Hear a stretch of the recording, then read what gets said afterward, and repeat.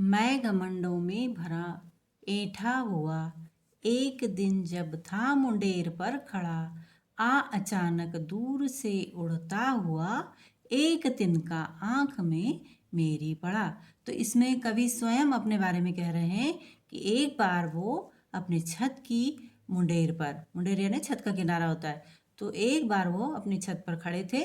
तो कैसे खड़े थे बच्चों? वो घमंड से भरे हुए, अभिमान में भरे हुए, और उन्हें इस बात का घमंड था कि उन्होंने कोई अच्छा काम किया होगा।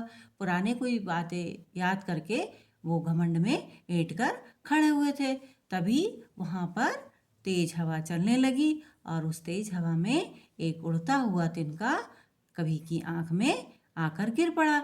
तो बच्चों, जब आपको पता ही है कि जब हमारी भी आँख में चोट लग जाती है, कोई धूल का कण चला जाता है या तिनका चला जाता है, तो हमारी आँख में बहुत दर्द होता है, हमारी आँख लाल हो जाती है और उसमें से आंसू भी बहने लगते हैं। तो इस तरह जो है तिनका जो कवि की आँख में चला गया, और कवि को ऐसा एहसास हो रहा था कि मुझसे अच्छा कोई भी नहीं है, मैं सबसे अच्छा हूँ, है ना, और मुझ में बहुत ज्ञान है। तो इन सब बातों की अकड़ में वो अपनी छत पर खड़े थे और तभी उनकी आँख में तिनका चला गया।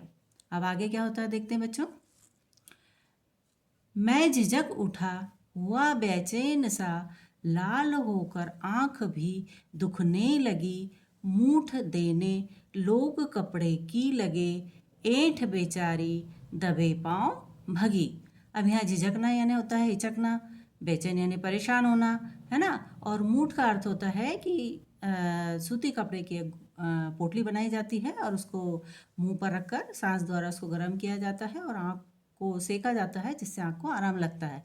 तो लेखक की आँख में बच्चों जब तिनका चला गया, तो लेखक की आँख जो है उसमें दर्द होने लगा और उनकी आँख लाल भी हो गई और लेखक हिचकिचाने लगे, बहुत परेशान होने लगे और अपनी आँख में से तिनका निकालने की कोशिश करने लगे। उन्होंने अपनी आँख से तिनका निकालने की बहुत कोशिश की, लेकिन तिनका उनकी आँख से नहीं निकला।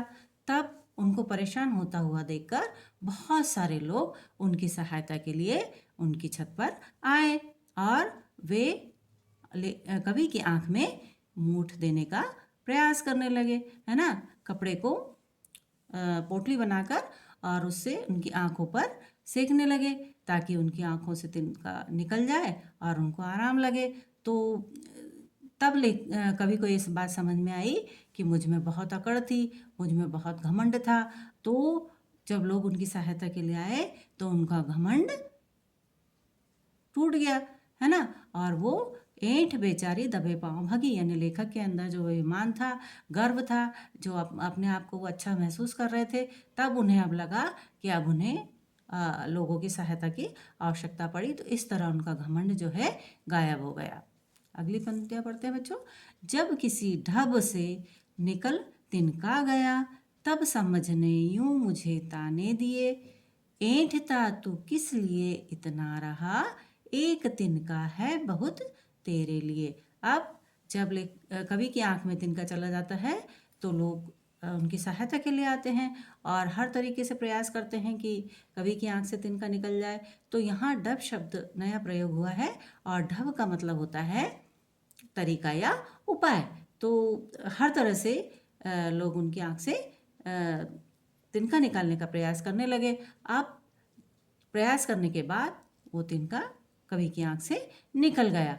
तब कवि को ये समझ में आई बात, या उनकी अक्ल ने, उनकी बुद्धि ने उनको ये बात समझाई और ये ताना दिया, उनको धिक्कारा, है ना, उनको एहसास दिलाया कि तुम तो बहुत अभिमान करते थे, है ना, लोगों से अकड़ते थे, उनसे ढंग से बातें नहीं करते थे, है ना, तुमको अपनी पुरानी कोई बात याद आ गई थी, उसके कारण तुम घमंड में अपनी छत की मुंडेर पर खड़े थे, है ना। तो इसलिए उनकी बुद्धि ने, उनकी समझ ने उनको ये ताने दिया, एहसास कराया, ये बात समझाई कि हमें अभिमान नहीं करना चाहिए।